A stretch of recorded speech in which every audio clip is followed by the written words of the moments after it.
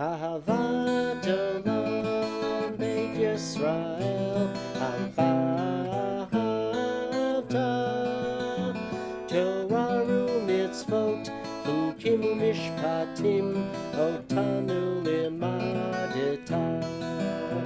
על כן אדוני אלוהינו, בשכבנו ובקומנו, נשיח בחוקיך, ונשמח בדברי תורתך, ובמצוותך, לעולם ועד. כי הם חיינו, לאורך ימינו, ובהם נגע יומם ולילה. ויבאת אל תסיר ממנו לעולמים. ברוך אתה אדוני, אוהב עמו ישראל.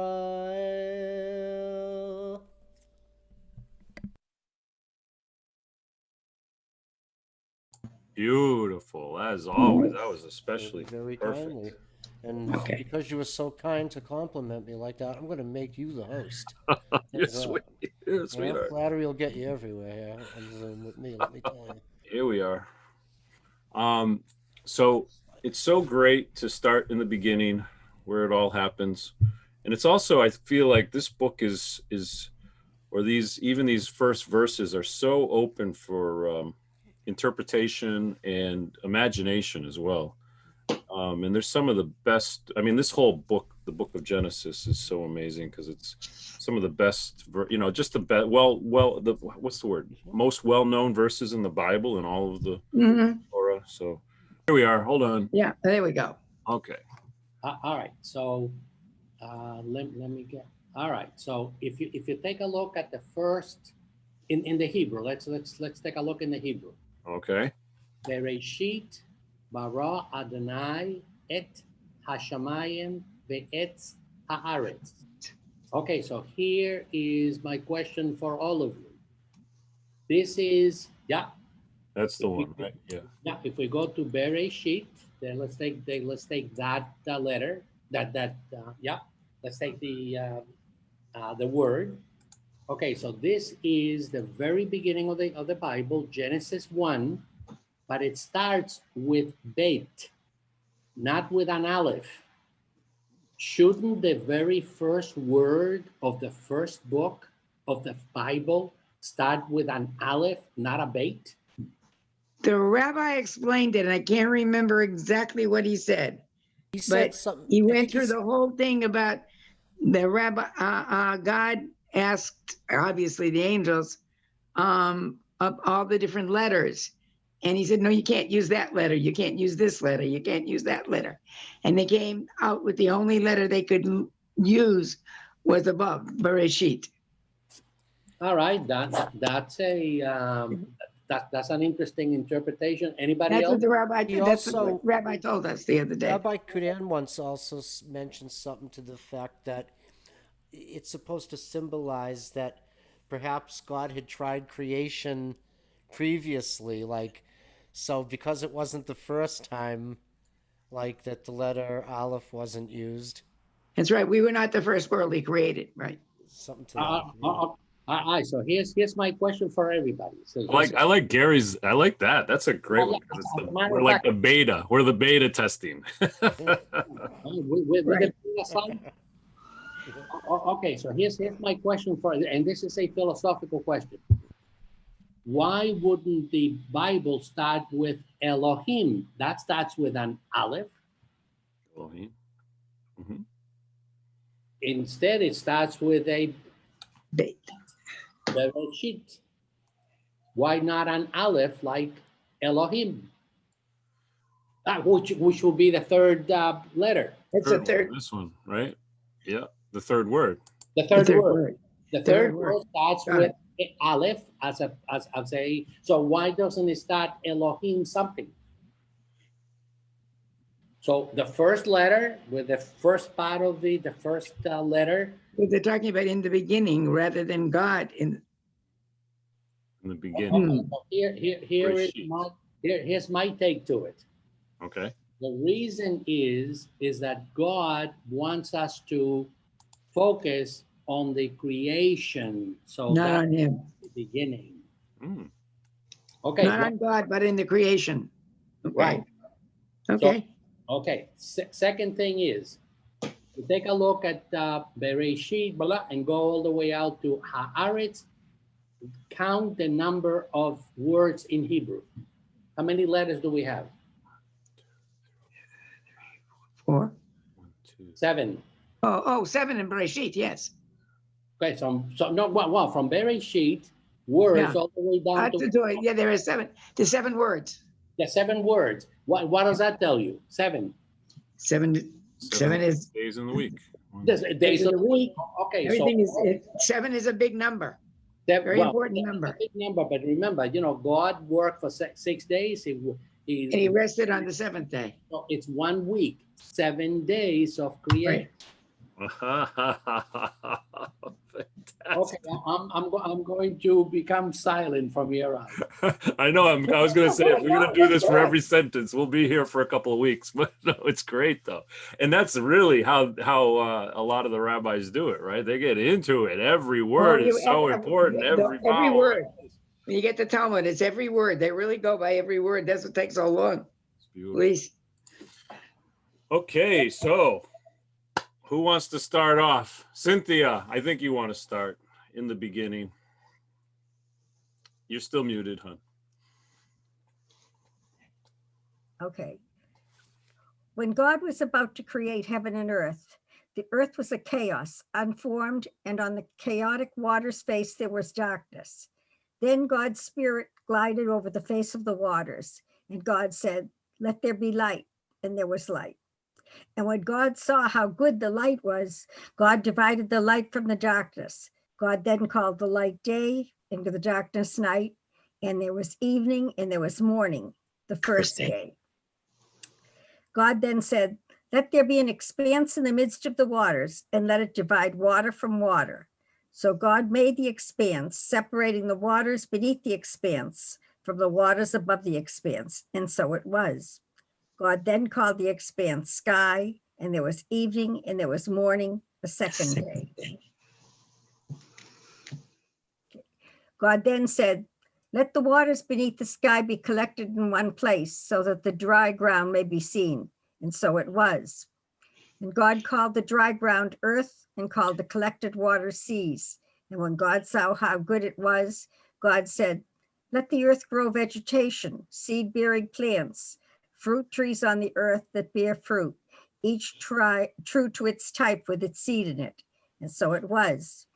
The earth brought forth vegetation, seed-bearing plants, each true to its type, and trees bearing fruit, each true to its type with its seed in it. And God saw how good it was, and there was evening and there was morning, a third day. God then said, "Let there be lights in the expanse of the sky to separate day from night, to be markers for sacred seasons, for days and years, and to be lights in the expanse of the sky, spilling light upon the earth." And so it was. Thus God made the 2 great lights, the greater light to govern the day, and the lesser light to govern the night and the stars. God set them in the sky's expanse to spill light upon the earth, to govern the day and the night, to separate the light from the darkness. And God saw how good it was. And there was evening and there was morning, a 4th day. Okay, hold on right here, Mike, for a second. That's time.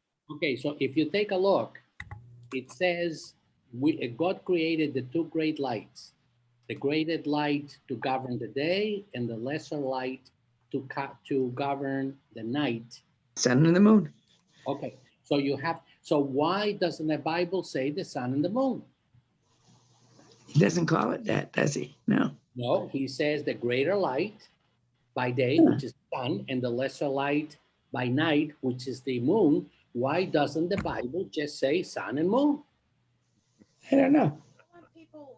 Well, it doesn't matter what they called it. It was the, Well, the reason is that the word for sun is Shemesh and so forth. Those were two gods from the Canaanites. Oh, and he didn't want to get that in there. All right. Oh, okay, there we go. Because they worship, there were sun worshipers and moon worshipers. You're right. That is correct. Okay. Yeah. Wow. Fantastic. Talk to Mike. Yes. And isn't it great? This is like a meditation. As I'm listening to Cynthia, I'm just like, oh man, it's such a heavy idea and a heavy concept and all the stuff that's just flowing from this. It's so brilliant. Does anyone want to pick it up at 20? And then the waters and the birds, it's just beautiful. Annie? Or no, Gary and Annie are just kibitzing. That's Do you want me to read? yeah, Okay. Gary. God then said, "Let the waters bring forth swarms of living creatures, and let the birds fly over the earth across the face of the expanse of the sky." God then formed the great sea monsters and every living creature that creeps, with which the waters swarm, all true to their types, and every winged bird, each true to its type. And God saw how good it was. God then blessed them, saying, "Be fruitful and multiply." There's your first commandment. Rabbi Kudano always says, is that one or two? I say it's one because it's one and the same. "Fill the waters of the seas and let the birds multiply in the earth." And there was evening and there was morning, a fifth day. God then said, "Let the earth bring forth living creatures of every type, domestic animals and creeping things and wild animals, each true to its type." And so it was. Thus God made the wild animals, each true to its type, and the domestic animals, each true to its type, and every creature that creeps on the ground, each true to its type. And God saw how good it was. God now said, "Let us make human beings in our image, after our likeness, and let them hold sway over the fish of the sea, the birds of the sky, over the beasts, over all the earth, over all that creeps upon the earth."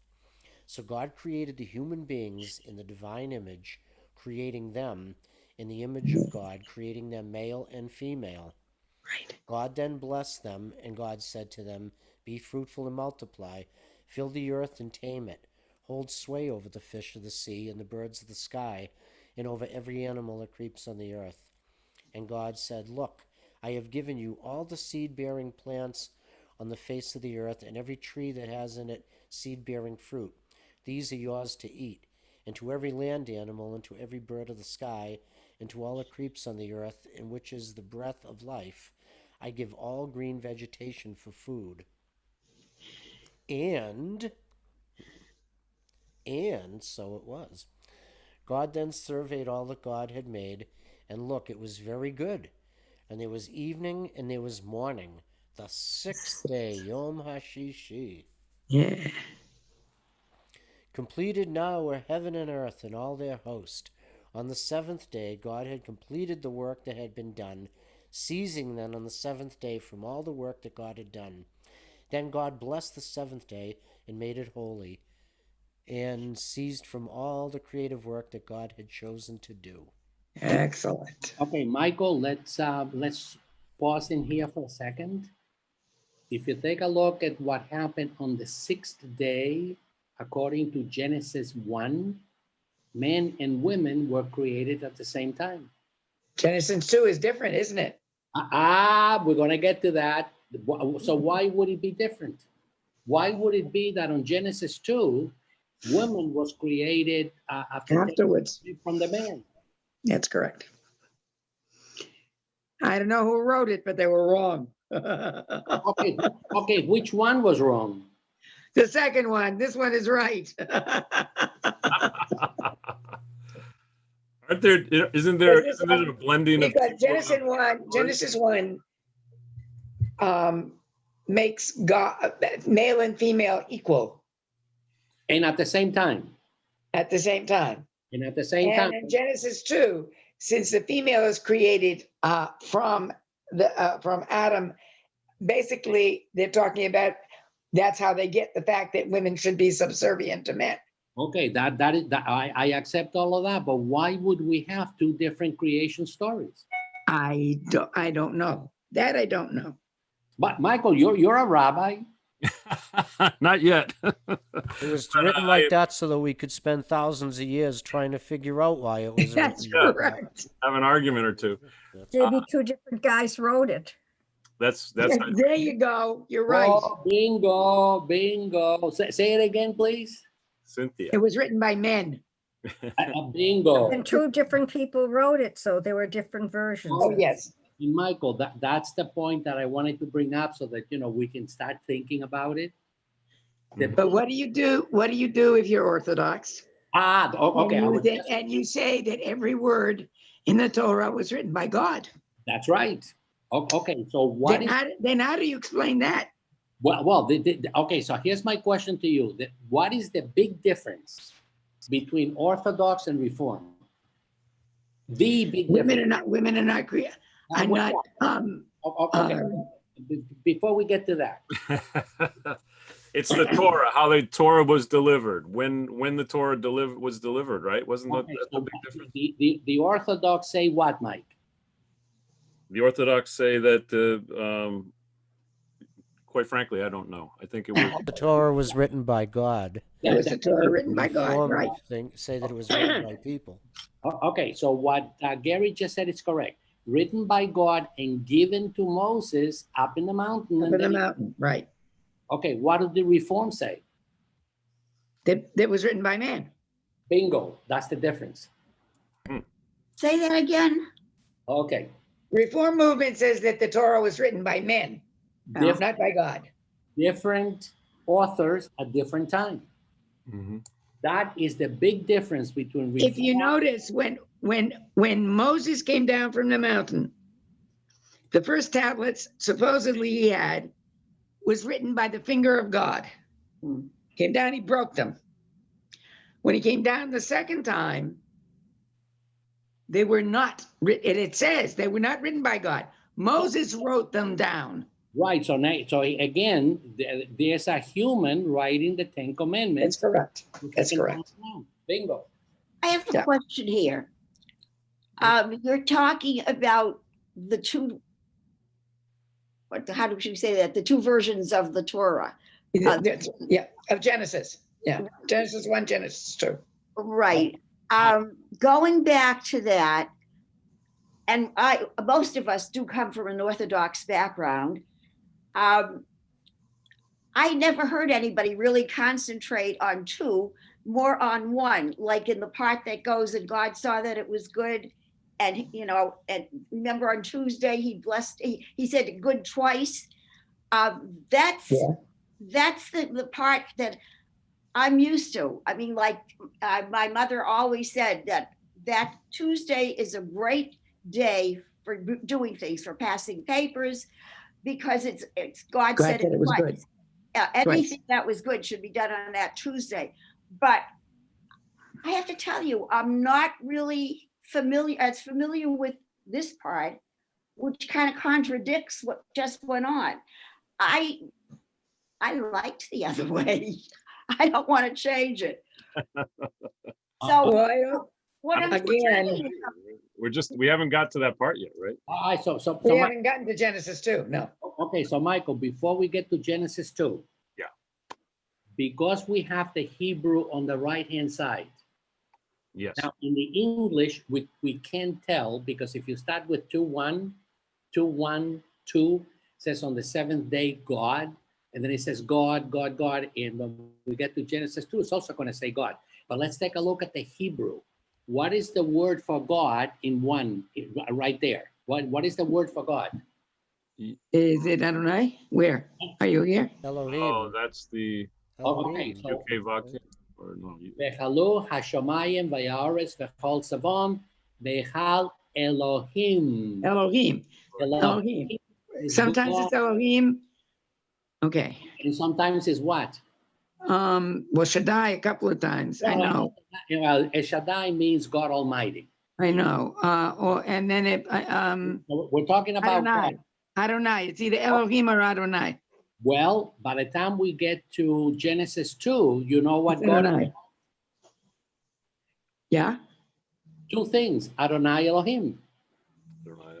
Uh-huh. Why? Ooh. Oh, we'll get to it, but I just Eloheinu means, does Eloheinu mean one? God is one? no. Which one is you saying? Adonai Eloheinu. Well, God is one. No. You're gonna see it as Adonai Elohim, two words. Yeah. Whereas in here it's only God is one. Yes. whereas in here is only Elohim. Why is it either Elohim or Adonai Elohim and both? Written by two different people Bingo. There we go. at different times. And I the did other thing that I noticed too, by the way, is they said God created man and woman. He also made male and female animals, and plants are male and female. I have had gardened for years, and they're male. The plants have male and female. Yeah, they have the little statements and Yeah, all things are male and female. Right. So So then may I ask you a question? Mhm. If it's male and female, what happened with the bacteria? Bacteria don't have male and female. what is it, please? I couldn't hear you. Bacteria do not Bacteria. have male and female. They're Aphrodites. Oh, well, you see, there it is. Well, maybe God didn't make them. Maybe someone bad. Okay. I like that. Bacteria are bad anyway. You're right. That's right. Oh, No, there's good bacteria too. There is good. Yes. wow. All right. Let's pick it up at verse 4, Genesis 2. Myrna, would you like to go for it? This is the Chronicle. You're still muted. Oh, this is I know. Can you hear me now? Yes. Oh, lucky you. This is the chronicle of heaven and earth when they were created, on the day God eternal made earth and heaven. No shrub of the field was yet on the earth. No plant of the field had yet sprung up, for God eternal had not poured rain down upon the earth, and there was not a soul to till the soil. Though a flow would emerge from the earth and water the surface of the soil, then God eternal fashioned the man, dust from the soil, and breathed into his nostrils the breath of life, so that the man became a living being. Okay, can we stop it here for a second? Sure. Let's go to the Hebrew. Let's go to the Hebrew. Go to line 1, 2, 3, 4, 5. What does it say for God? What is the name of God? Adonai. Right there, you got it. What is the name Adonai. of God? Elohim. Adonai Elohim. Bingo. So it says, so which one is it? Is it Elohim or is it Adonai Elohim? I don't know. I would say it's both. How about both? I vote for 2. Good show. 2 votes I'm with you, Mike. So then it should have been Adonai Elohim everywhere. everywhere. That's a little sleuthing, isn't it? Yeah, it looks like we are changing. So, Did they? so in Adonai Elohim, it's always Genesis 2. Elohim is always Genesis 1. Now, are you guys at all, did you ever hear the word, the documentary hypothesis? No. Oh my. Anybody? The documentary hypothesis. Never heard of it. That there were 4 writers, J.E. Oh, yes. Oh, Oh, yeah, yes. yes. Yes, I did hear it. I did have a rabbi who talked about that. Now I remember. Right. That there were 4 writers to the Torah. So the E source is There was- Elohim. There was P. P, okay, which one is P? I don't know. There was P. I can't. No. P for priestly. P is a priestly. You got J-E-D-E. J. God, I can't remember all the letters. But there were 4. I remember. I'm gonna give them to you now. J, Yeah. E, Right. D. Right. and E. Right. Okay, so J is for Y-A-W-H. I'm not gonna say it that we.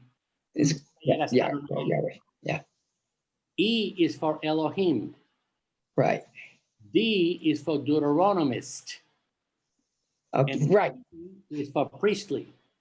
priestly, right. Can't it be that there's the creation of the first people that are first people, male and female, that are the rulers of the animals and things like that. And then it says that there's no one to till the soil.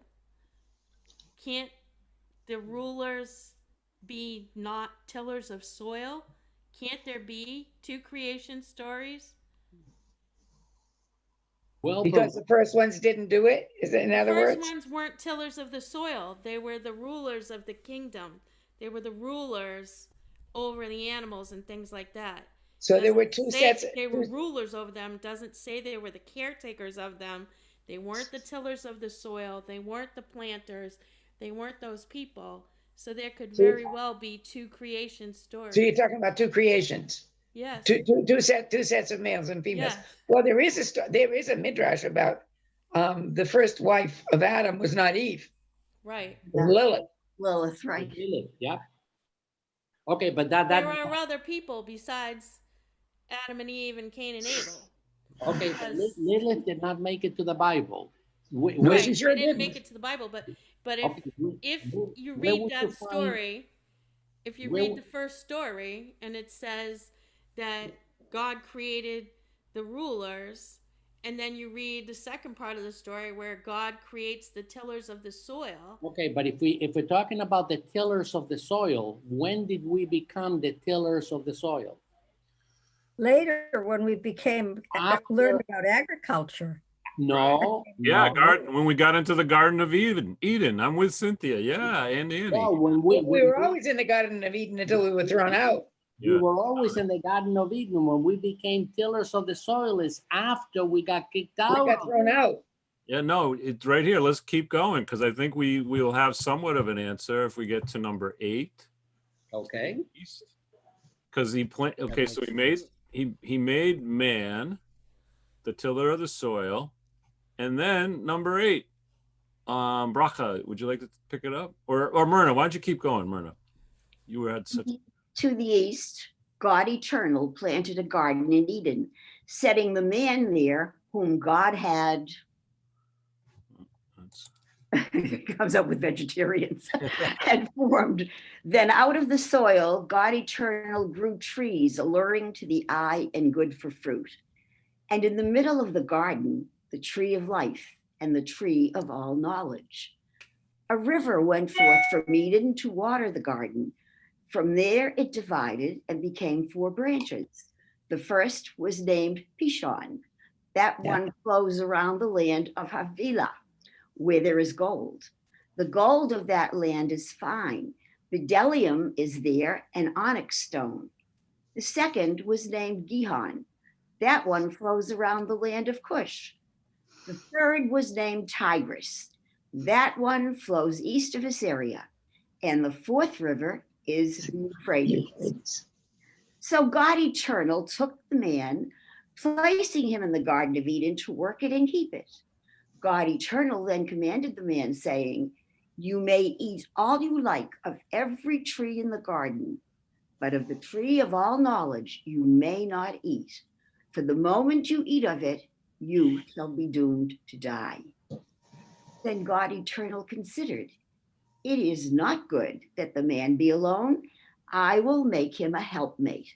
So God Eternal formed the wild animals and the birds of the sky out of the soil and brought the man to see what he would call each one. And whatever the man called it, that became the creature's name. The man gave names to every domestic animal and to the birds of the sky and to all the wild animals. But for himself, Adam found no helpmate. Then throwing the man into a profound slumber so that he slept, God Eternal took one of his ribs and closed up the flesh in that place. Now God Eternal built up the rib taken from the man into a woman and brought her to the man. And the man said, "This time, bone of my bone, flesh of my flesh, let this one be called woman, for this one is taken from man. So it is that a man will leave his father and mother and cling to his wife, and they become one flesh. Nah, And not always. Okay, so Myrna, I have, no, no, no, no, no, no. Well, but here this negates that the two, different Genesises, meaning that. Genesis 2 is very different than Genesis 1. Thank you. okay, But the thing that seems to happen afterwards is Genesis 2 is kind of buried in the soil. Genesis 1 is what everybody concentrates on. And I'm just going to share this with you. This has been a very tough few months for me. And I open to the Bible every night and pick a different part. Wow. And I've become very upset with the way that women are treated, even by their families. I mean, this is discouraging to me. So the thing that I feel is that man, loose term of everything, has concentrated on woman was created for man so that they can treat women like that. And I'm very upset there. I have to tell you this, when we keep going, you'll see just how unfair it is. They'll throw women out to be concubines, but the man that they will treat with kid gloves. So I'm really upset about it. It is somewhat that way, Myrna. Not always, Myrna. The whole world at that time Really had very little regard for women, basically. Evidently, The yeah. Israelite people were better at it. Were better at it. They didn't always treat women badly. There were women who were very well regarded. Rabbis' wives. Boy, as a matter of fact, they used to teach men behind the screen, but she used to teach men. Rashi, if you want to get into the Middle Ages, Rashi's daughter, she had no Very sons. discouraged. I mean, when I saw It shouldn't be, because it was a sign of the times. Go ahead, Gary. I know Gary. Yeah. Gary wants to add in Well, something. this is a bit unrelated, but it's interesting though, because a lot of times we talk about how harsh the Torah seems, and I know I always say a lot of times, and other people said too, that it seems more like a deterrent. And we have a perfect example, because with the tree of life, God says if you eat from that tree, you will die. Mm-hmm. But God knows that they ate from the tree. Did God kill them? Did they die? Nope. He banished them. But I'm saying, but the fact But is, they but God told they them were that mortal. as a deterrent. They had a God, finite life. God told them that they would die. It was supposed to prevent them. It was supposed to scare them into not doing it. But they still But did it. But Gary- they didn't die, which goes to Gary, prove more eventually they did. But the thing is, he was saying if they stayed in the garden and didn't eat from the tree of life, they never would have died, Yeah, ever. there was an They eternal would have life. been immortal, Yeah. like God. Tree of But knowledge. since they disobeyed God, they were Yeah. forced to till the soil and live a finite life, Yeah. so that there was an end to their life. Well, how about this? How about this one thing? Because I guess you guys, when we get to this point where it says cling to his wife and they become one flesh, this is, I mean, there's many ways I think we can interpret this, right? And maybe we've been interpreting it not in a different way. I feel like, but if you think about if they're becoming one individual person, that to me seems like it would be the most egalitarian, the most equal thing. If two people become one, then they would become equal, right? I mean, it's not going to, I mean, even the man will leave father and mother, cling to his wife, and then they become one flesh. They're starting something completely new, but as one, not 50-50, but like just 100% melded together. Who's with me? I am. That would be the ideal. That would be the ideal. Yeah. May I make an observation here? Okay. Sounds like God is an author. And if nobody does anything wrong, it stays in the Garden of Eden, that's the end of the book. That's the end of the story. So you have to create more to see where this goes. You cannot leave these people in Eden forever. Hallelujah. That's what every time we get to a turning point in all of the Torah, I'm the same way. I am absolutely the same way, Myrna. I feel like, oh, well, it would be so easy if this just ended here and the Israelites It went never in, does it? and they went in before the 40 years and everything else. But then it's like, no, there's lessons in the 40 years in the desert. Exactly. There's lessons in this. There's everything is a lesson. There's a lesson in the Torah. Absolutely. Everything. Absolutely. Oh, okay. But isn't it interesting, except for you very learned people, including Mike and Maureen, talking about the different beginnings to the world. I just find that very interesting that for the most part, I myself included, we forgot about that. We just concentrate on the scenario that we're used to. So I wonder why we even brought it up in the first place if no one's going to even follow the stream there. What do you guys think? Well, it's just because we're studying Torah, and that's part of it. That's why. If you're going to just read Torah without studying it at all, No, I didn't. then you mean don't that. have to ask. You ask questions, and you want to know why Yeah. certain things are there. And we come to the conclusion that they were written by man, and probably 4 different people writing it. So you're going to find discrepancies. No, I'm aware of that. What I'm just trying to say is that that theory, which is presented at the beginning, just sort of peters out. The only way you can find out about it is to go back and look at it. The rest of the creation or the rest of life continues on from the first part.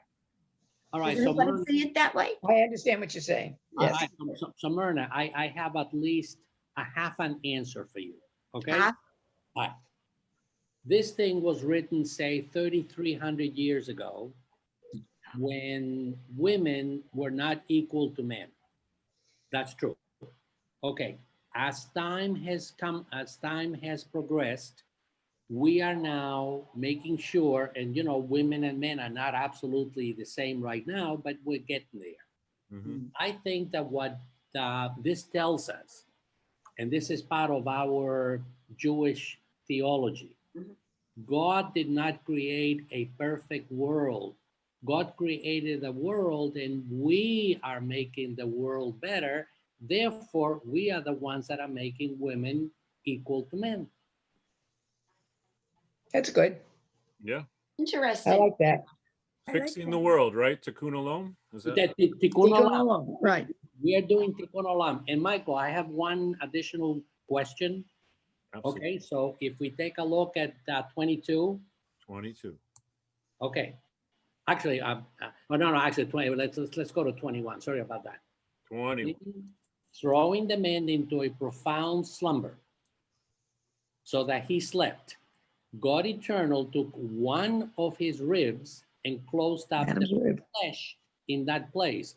Why is it then that men have the same number of ribs as women? Shouldn't we have one? You should have one less. Right.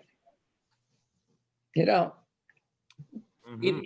Either that or I flunked anatomy in medical school. I think maybe it's a metaphor.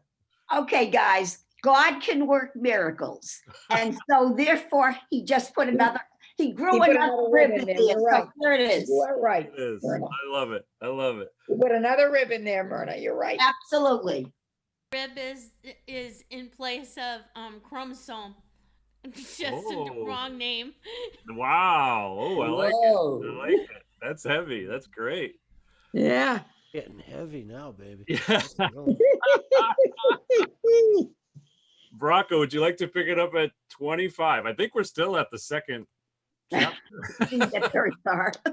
We got 4 more to go tonight, guys. Brocco, you're muted. There we go. Now the 2 of them were naked, the man and his wife, and they were not ashamed. Of all the wild animals that God Eternal made, the serpent was the most cunning. It said to the woman, did God really say you may not eat of any tree in the garden? The woman said to the serpent, of any tree in the garden we may eat the fruit. But God said, of the fruit of the tree in the middle of it, do not eat and do not even touch it, or you will die. But the serpent said to the woman, you most certainly will not die. On the contrary, God knows that when you do eat of it, your eyes will be opened and you will be like gods, knowing all things. So when the woman saw how good to eat the tree's fruit would be, and how alluring to the eyes it was, and how desirable the inside was that the tree would bring, she took some of its fruit and ate. And then she gave some to the man who was with her, and he ate. Then the eyes of both of them were opened, and realizing that they were naked, they sewed fig leaves together and made themselves skirts. At the breezy time of the day, they heard the sound of God Eternal walking about in the garden, and the man and his woman hid themselves from God Eternal among the trees. But God Eternal called out to the man, saying, where are you? He said, I heard the sound of you in the garden. I was afraid because I was naked, so I hid myself. Then God said, who told you that you were naked? Did you eat the fruit of the tree that I forbade you to eat? The man said, the woman whom you gave me, she gave me the fruit of the tree, so I ate. God Eternal then said to the woman, what is this that you have done? And the woman said, the serpent tricked me into eating it. Then God Eternal said to the serpent, because you did this, you out of all beasts, all the wild animals are under a curse. On your belly shall you crawl, eating dust all the days of your life. And between you and the woman, and between her seed and your seed, I am setting enmity. They shall strike at your head, and you shall strike at their heel. And to the woman, God said, I am doubling and redoubling your pains of pregnancy. With pain that you bear children.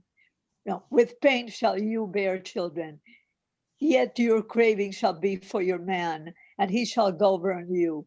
Now to the man, God said, because you hearkened to your wife and ate of the tree about which I commanded you, saying, do not eat of it. The soil is now cursed on your account. Only through pain shall you eat of it. As long as you live, it shall sprout thorns and thistles for you when you would eat the plants of the field. By the sweat of your brow shall you eat bread till you return to the earth, that earth you were taken from, for dust you are, and to dust you shall return. The man called his wife's name Eve, for she would be the mother of all the living. And God Eternal made outfits out of skin for Adam and his wife and clothed them. God Eternal then said, look, the humans are like us, knowing all things. Now they may even reach out to take fruit from the tree of life and eat and live forever. So the eternal God drove them out of the Garden of Eden to work the soil from which they had been taken. Where are we? Right there. Expelling. Expelling the human. Expelling the humans and stationing cherubim to the east of the Eden and the flaming blade of a flashing sword to guard the way to the tree of life. Can I ask a question right here? Yeah. When we were talking about, I know, I remember, that Adam and Eve tried to fashion some kind of something to cover their nakedness. Yeah. I don't remember specifically hearing God made them, the skin of the animals made them outfits. That seems something that God wouldn't have to do. So, did anybody ever notice that before? I haven't. No, neither have I. I didn't realize that either. So don't you find that sort of beneath God? I mean, he's creating worlds, and then all of a sudden he makes an outfit. They only use fig leaves to cover their privates. Right. And God made them full outfits because he was throwing them out. But an They weren't allowed to be in the interesting, Garden of Eden anymore. interesting, he didn't say to the woman, I am giving you this task and you are to make an outfit for No. your husband and for No. yourself. But No, but it God was made, but God made us subservient to man, didn't it say that? oh, yes. Oh yeah.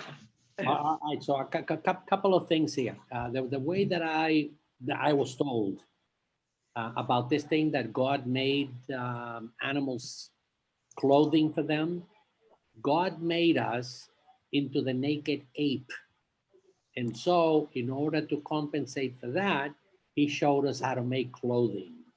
That's the way I heard it. We're reconnecting in this kind of thing. I mean, it seems that the longer you read these things and the more you study, the more bewildered you become. But then you start to make 2 and 2 become 4. I just find this is very much beyond me. I have to give it all to God and say that's a lot easier. Yeah, well, I think that's exactly it. That's exactly it. That we gain new ideas and we can use our imagination. You know, it's Right. it's not you know, we can try to. I mean, you know, consider what we're talking about, right? The creation of the universe, the known universe. It's massive. It's when they teach.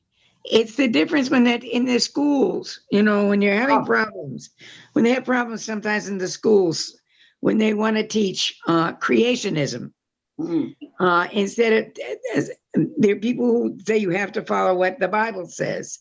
And there are other teachers who say, no, you talk about the Big Bang and you talk about evolution. Well, evolution is quite different than from what the Bible says. And those are very conflicting. They And really that's what you're talking about. That's what you're talking about. And you would rather just leave it up to God. Well, you know, you can talk yourself into circles and come back. I mean, there's no finite ending. You just keep going. They're two conflicting theories. And frankly, I don't know which one is right or wrong. And I just figured there were 2 of them. And I don't know which one is right. All right, I'm going to give you something to think about. I'm not going to give you an answer, but I'm going to give you something to think about. Okay, because you know we're talking about you know is it going to be evolution or is it going to be creation? Okay, evolution is that you know we started out as a little bacteria and then eventually we became men and we came from apes. And as a matter of fact, from a medical point of view, I want you to know our DNA is 99.1% the same as the chimpanzees, as the apes. Yeah, Chimpanzee, right? They're very close to the chimpanzee. And I Yeah, don't the trust chimpanzee, chimpanzees right. either. That's correct. Okay, but you know, here is the Big Bang Theory. I'm sure you heard that. Oh yeah. And all of a sudden, everything it started all at once. There was this huge explosion, and this is why the universe. Of the Earth. Everybody heard that, right? Okay. Now, let me go to one of the most famous equations in the whole world. E equals mc squared. Well, that's relativity. Okay, but okay, and that's Einstein. Yes. Yeah, sure is. E is for energy. So what the equation says, if you want to calculate it, is the energy is equal to the mass times a proportionality constant, which is the speed of light squared. Okay? Right. Yes. But let's say that in regular English language. What the equation says is that energy can be converted into mass and mass can be converted into energy. Okay? So if we're talking about the Big Bang, I'm going to ask you the following question. E equals mc squared. M is mass. That's the entire universe. Everything that is in the universe is mass, right? Yes. So I'm going to ask you the following question. If the Big Bang Theory is correct, Who created it? 1 second, 1 millisecond before all the mass was created, where did the energy come from? God. That's the point. No, so The that's Big what you Bang, can the call Big Bang God. didn't come all by itself. God had to come from God. It had to come from God, Of course. the creator. I believe that. And there's the That's creation. why I believe it. That I don't think that it's conflicting. You want to believe it the way it's written down in the Bible, fine. You want to believe in the creationism. The ultimate progenitor of everything is God. Whether it's the Bible or it's the Big Bang, it doesn't matter. It's God. So science cannot explain the beginning of the universe No, they without can't. God. Not without God. Without Not without that God. spark. And Answer how about is this for usually both and, not either or. both Right. and? How about this for evolution? What I believe is that what happens here on Earth is kind of a reflection of what happens above in God's world. So my idea is that when we as humans create things, how do we do it? Let's just take the car, for example. The car was built when 1900, something like that, and the Model T came out. Well, see. Let's take the Model T. Why do our cars, if the thing is evolution, if we think about evolution, every car that exists now would have a Model T inside of it and then just added on to it. But what do? We took the Model T and said, good. And then we took another model and said, we're going to make a better one. And then we're going to take another model, and then we're going to make a Cadillac, and that's not going to have any Model T. So the cars today, we don't have any Model T, maybe a brake or, but it's a completely different model. It's absolutely new. And so evolution happens maybe in our brains, but the body is different. That's just a thought. Let's go to number 4, chapter 4. I'll read because Ellie, you're going to be after me, okay? So get ready, hon. The man now was intimate with his wife. She became pregnant and gave birth to Cain, saying, both I and the Eternal have made a man. She then continued giving birth to his brother Abel. Abel became a shepherd while Cain tilled the soil, another tiller of the soil. One day in the course of time, Cain brought some of his harvest as an offering to the Eternal. And Abel too brought an offering from among the choice lambs of his flock and their fattest parts. The Eternal approved Abel and his offering, but did not approve Cain and his offering. Cain was filled with rage. His face fell. The Eternal One then said to Cain, why are you so angry? Why your fallen face? Would you not do well to lift it? For if you do not do well, sin is a demon at the door. You are the one it craves, and yet you can govern it. Cain now thought about his brother Abel. Then, when they were in the field, Cain turned on his brother Abel and killed him. Then the Eternal One said to Cain, where's your brother Abel? And he replied, how should I know? Am I my brother's keeper? And God said, what have you done? Your brother's blood is shrieking to me from the ground. Now you are cursed by this very soil, which has opened its mouth to receive your brother's blood from your hands. When you till the soil, no longer shall it give you its yield.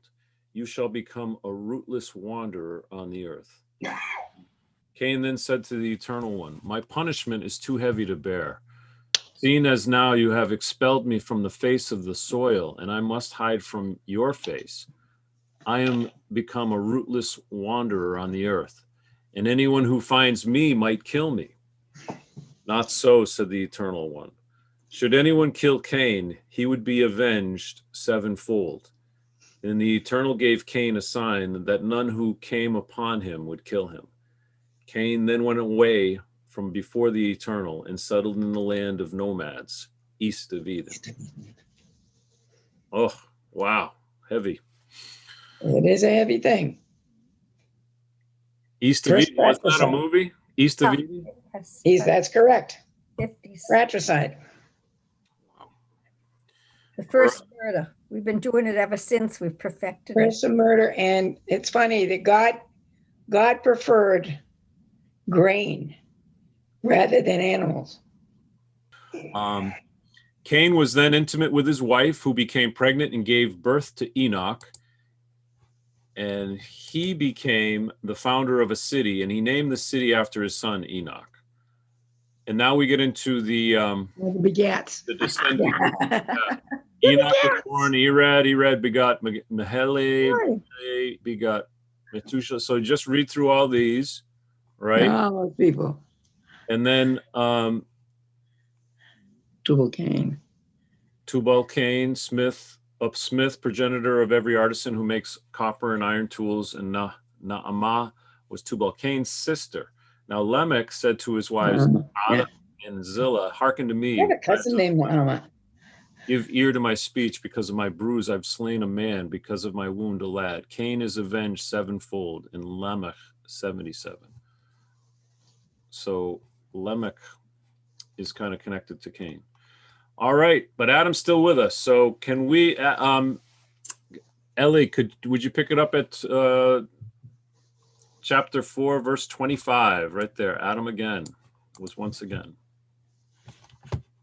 Adam once again was intimate with his wife, and she bore a son and gave him the name Seth, since God had given me another offspring in place of Abel, for Cain had slain him.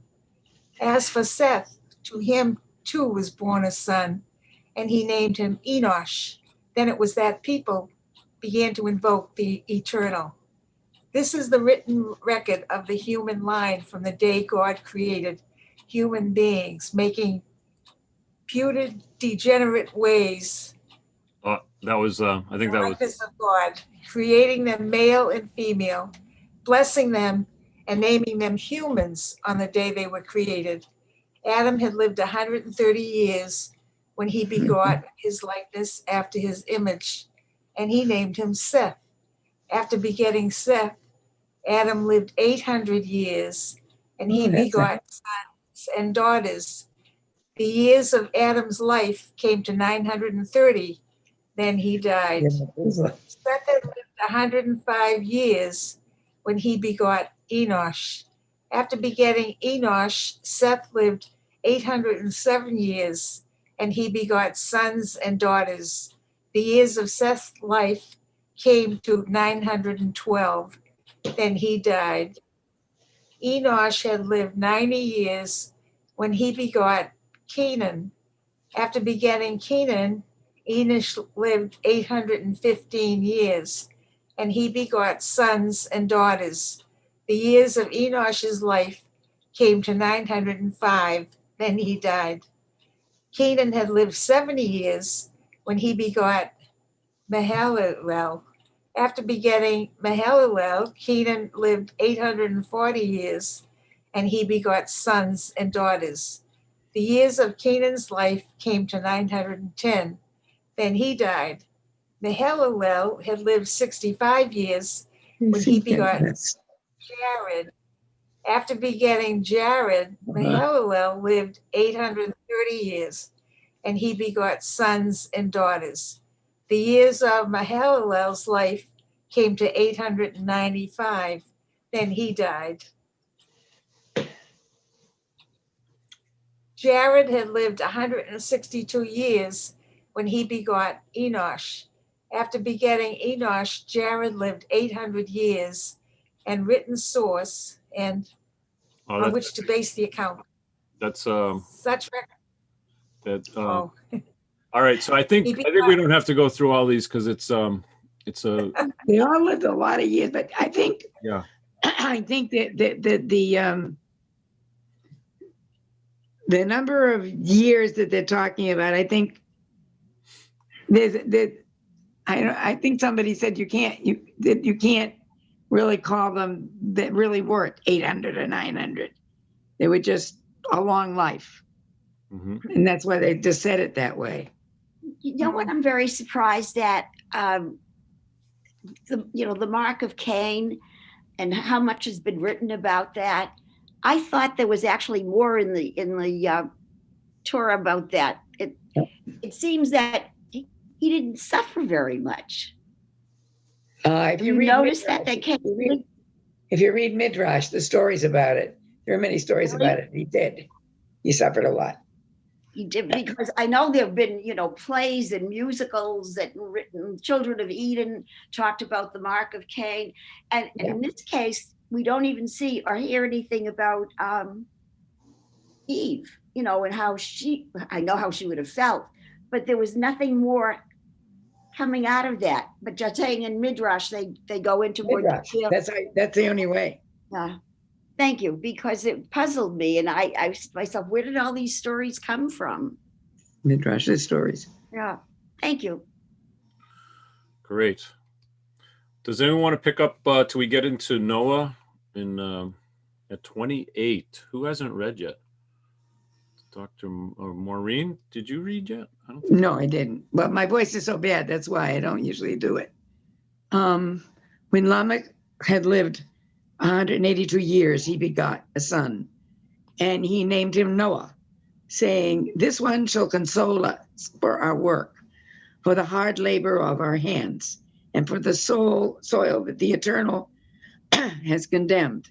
After begetting Noah, Lamech lived 595 years, and he begot sons and daughters. Usually they do the sons and daughters before. That's interesting.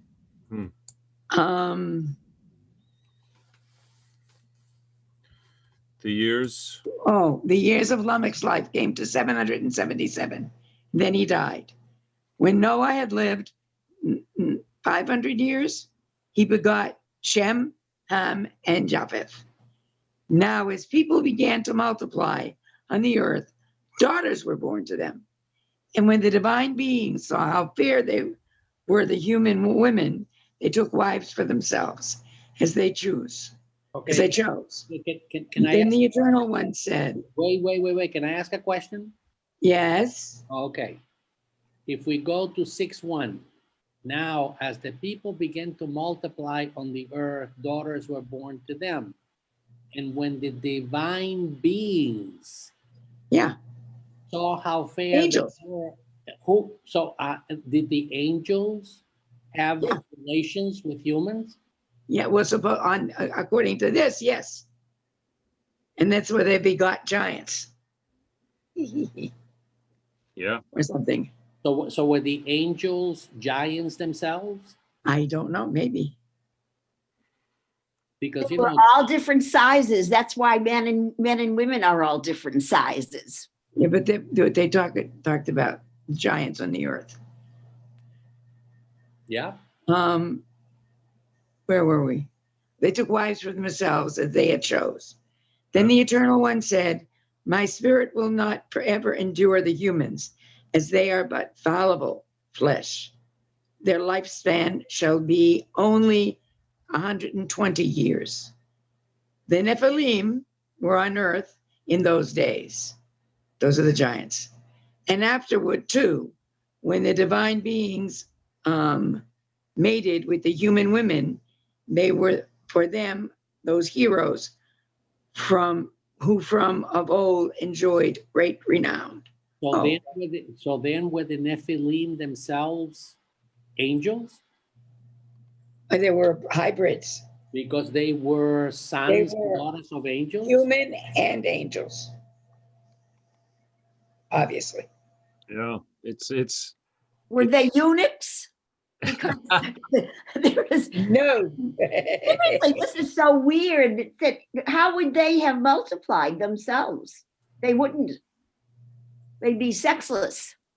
Well, supposedly, except that they're not. I mean, I guess there are men and women angels. I don't know.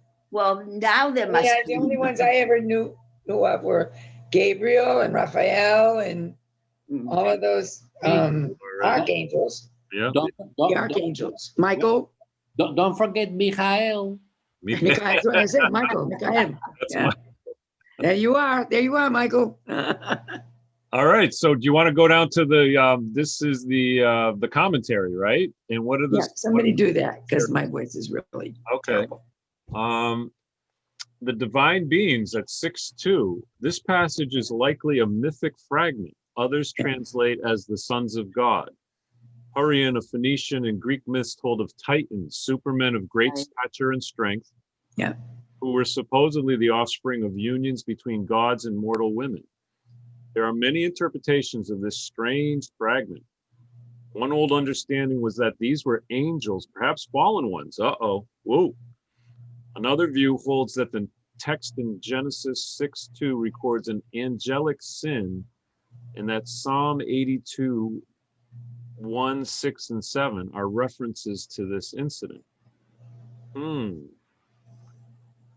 But of course, Cassuto denies this, and Bamberger states that it is not so much survival of mythology as a reply to it. It is not a fragment.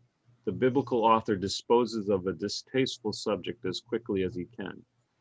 Still another interpretation takes divine beings to refer to the descendants of Seth and takes human women to refer to the descendants of Cain.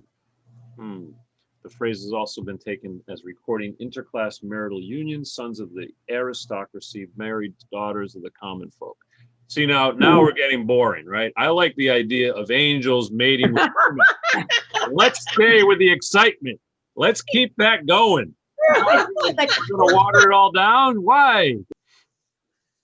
We're getting to the flood, right? And so, and all around us, right, are monuments that we don't really know what they're about, right? The Egyptian, we have, what are they called? The pyramids, right? Pyramids. We still don't know how they were built, all these other things, whatever. So, I mean, doesn't this kind of, if we use our imaginations, doesn't this kind of evoke that maybe there was something going on here? Maybe history is, Maybe they were creatures from another world. or maybe that there were humans that were able to do certain things that were quite different from us, and that maybe that civilization isn't always like on a straight upward climb, that maybe there's sometimes there's dips and then it kind of goes. Yeah, it might be.